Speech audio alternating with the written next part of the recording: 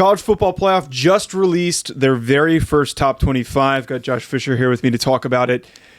And we were just out there watching, Josh, and I was screaming a little bit about the outcome here. The first top two, the top three, we're not really that annoyed by. Tennessee's at number 1, Ohio State at number 2, Georgia is at number 3, but where I was upset is the fact that Clemson has made it into the top 4 at that 4 spot, ahead of Michigan, ahead of Alabama, and ahead of TCU. Thoughts? Well, Clemson stinks on ice. Right. I'm with you. They are out there. Is Condoleezza Rice still on the committee? Is she? I don't want to say for certainty. What's the merit of the college football playoff rankings? Because every year they're out there giving Dabo Swinney and the Clemson Tigers the Gluck Gluck 5,000.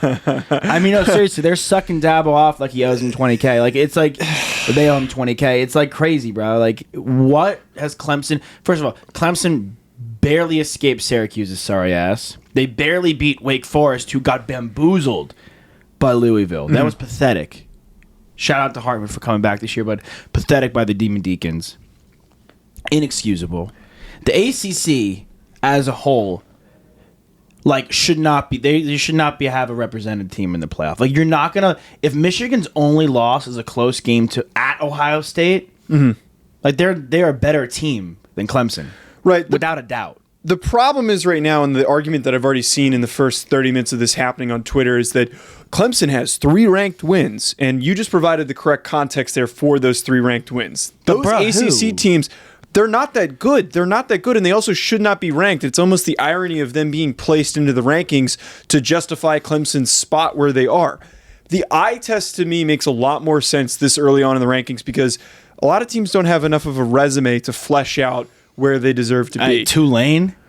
Like, the only thing Tulane should be ranked on is, like, best party weekend of the year. Had Mardi Gras. Shout out to Mardi Gras. Crawfish.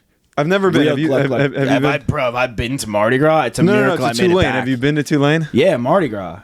I have not been. It's a miracle I made it back, for real. And it's a miracle, again, that Clemson has made it into this spot. By the way, speaking of miracles or something, you owe a fan base an apology from last time we got together. Oh, stop. What? Because of the you owe Sam Ellinger. And he plays like shit. We're not doing this again. And the 24th ranked Texas Longhorns an apology. Just saying. I have no problem with Texas. I have a problem with Sam Ellinger. Right in the hands. There's a difference between my issues with Ellinger and with the Texas program. Then he plays to 24, I think, is a legitimate spot. It makes a lot of sense. They have best running backs duo. Yeah, and they've looked good in a lot of good games, and if they didn't lose to Oklahoma State, they justifiably would be a lot higher, and that game was a last-second loss. It was a second-half collapse. All these are fluke losses for Texas. I won't go into it too much. Obviously, check it out. Horns Up, Talking Texas, Quan Cosby, Nikki Snacks Credder, Alex Tossed Me the Rock Tosopoulos. Texas, like, bamboozle losses. Looking at this, though, like, the biggest game for me, like, now, like, this weekend, because this weekend is obviously jam-packed, you have the 1 and the 3, which will presumably decide the East. They've deemed, by the way, Tennessee the most talented team. Yes. Like, obviously the number 1 ranking shows that, and that's like unbelievable analysis on my part, but they deem that Tennessee as a whole was just more top to bottom, soup to nuts, more talented than this Buckeyes team, who maybe that Penn State game was a little closer than people anticipated for the majority of the game, but defensively and obviously offensively, Ohio State in the last 7 minutes of that game really showed their true colors, in my opinion. But the most interesting game to me now is LSU Alabama, because let's say LSU wins, right? Right. Let's say, whatever, pick your poison, Georgia, Tennessee, it doesn't really matter to me. And let's say LSU runs the table, and let's say LSU beats that team. Like, if LSU beats, because LSU's 2 losses, one is an SEC school, right? And one the other is Tennessee. So they're going to the and they've beaten Ole Miss, which Ole Miss is its own separate argument of, like, do they deserve to be placed where they are? And that was one of the comments that I made when we were watching it, is that I would have put UCLA ahead of Ole Miss. But to your point about LSU in this circumstance, this game this weekend is very deciding of what's going to happen in the West, because they then control the power in the driver's seat of the SEC West. They likely will be the team competing in the SEC championship game. So that's what I'm saying to you right now is, can a 2-loss LSU team, if they beat... No. How? If they win the SEC championship and also beat... Well, they automatically beat one of Tennessee, Georgia.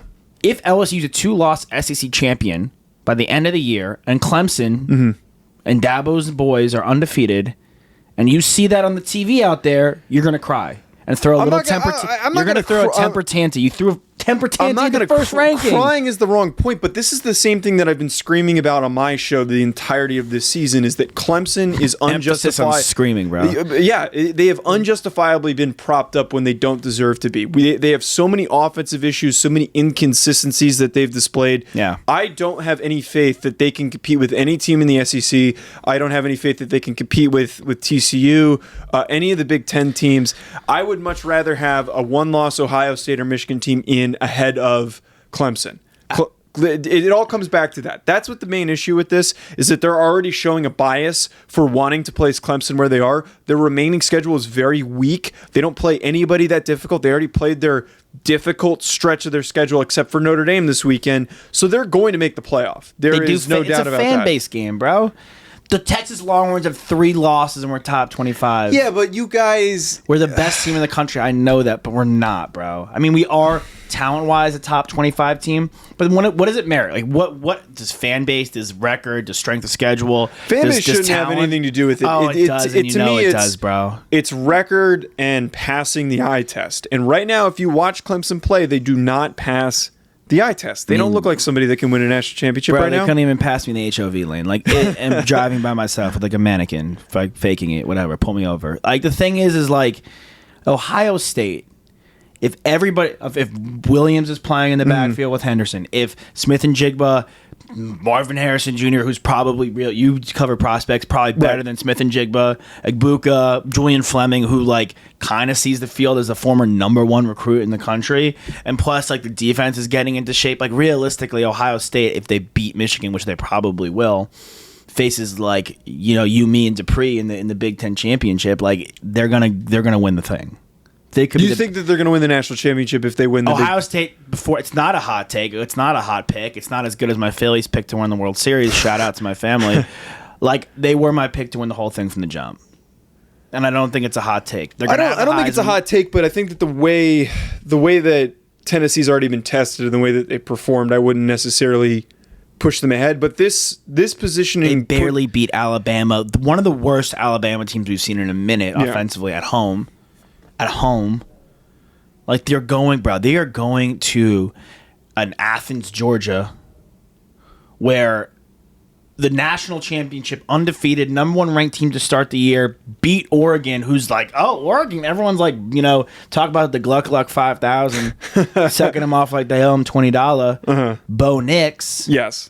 Like, bro, they beat Oregon so bad, video game bad. They beat Oregon like it was a little cousin coming over for Passover bad in video games. The context of that victory is, it needs to be provided, because you lose by 20. That's one thing. You lose by Dan Lanning and Bo Nix and that whole coaching staff were placed into a situation where they were playing against the most unstoppable force that they could possibly take on in week 1.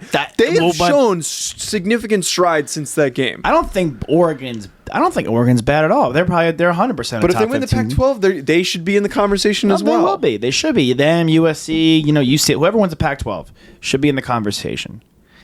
TCU at number 7 to me was very disrespectful, because they are in the driver's seat right now for the Big 12. Yeah, but they'll be undefeated if they do run the table in the Big 12. That means they still have a lot of big games that they still have to play. That means they beat us too. Right. So they have a lot of big games that they have to finish out, and I think even an undefeated TCU team might still.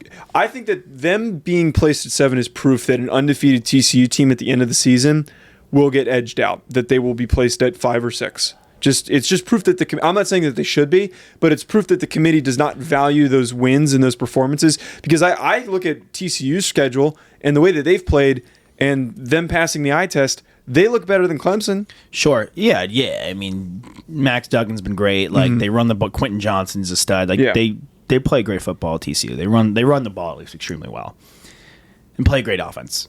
The thing is this, though. Like, if Clemson, it's already set in stone. If Clemson and TCU run the table, Clemson's getting ahead of them. It's pretty much lockstep. Yeah. Okay, yes. If Ohio State runs the table, they're in. So that's 2 teams. let's say, for argument's sake, one of Georgia, Tennessee run the table. That's 3 teams. Right. Now, Bama's done in that case. LSU's done in that case. You have, and let's say this Tennessee-Georgia game is tight. Let's say Tennessee goes into Athens and barely beats them. Well, let's say Tennessee comes into Athens and barely loses. They go into that devil's lair and barely lose. They, presumably, with everyone undefeated right now, are deemed by the committee the most talented team in the country. TCU, to your point, will have to, let's say the Pac-12 has 1 loss champ. So you have a which is inevitable. We'll call it USC, yeah. Which I think. And their loss was against the Utah team playing a memorial game at the very last second. So you have a USC with 1 crazy loss. You have a Tennessee team with 1 crazy loss. And then you have an undefeated TCU, which is like by far and away the least sexy and least appealing pick of them all. The committee, by no stretch of the imagination, is going to put TCU into the 4. But they're not going to do it. Whether they should or shouldn't, yeah, I know they're not that going to it's do not. it. Because you and I are sitting here being like, they should have been ahead of Clemson already, but that's not going to happen. It's not sexy because TCU has a small fan base like you're talking about. It almost feels like trying to put Cincinnati in there. Like it's going to be an uphill battle for them. And it sucks because the way that they played against Kansas State and fought back, and I know that there was an injury at the quarterback position in that game, which kind of helped them. The way that they played against Oklahoma State and came back, the way that they've just shown up on a week-to-week basis and fought Great in football. Yeah, it takes resilience to do that, and they're a great team. They're going to get pushed aside for other programs because of this strange bias. And let me say this to you, though. Yeah. Based off absolutely nothing. No stats, no merit. This is just, couple of boys, couple of cold crack ones on the porch talking smack. Clemson, who we deem, yes, as the eye test right now, is worse than TCU. I still have more faith in Clemson winning the national championship than I do TCU. Stop. No.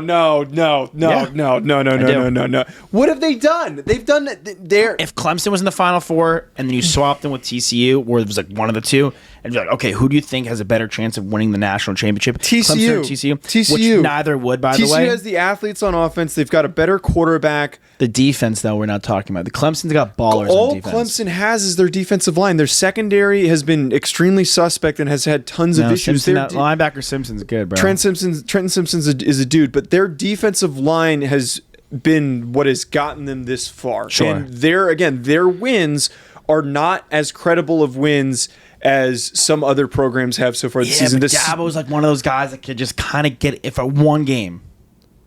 I don't trust games. But you need to score points to beat any of these teams that are remaining. And they don't have any offensive prowess, schematically, talent-wise, all of those things to compete with any of those teams in the conversation is my issue with where they're being Let's placed. say it's like Georgia. If the first round match was Georgia or TCU or Georgia versus Clemson, obviously I think we both think Georgia's going to win that game, no matter who that opponent would be.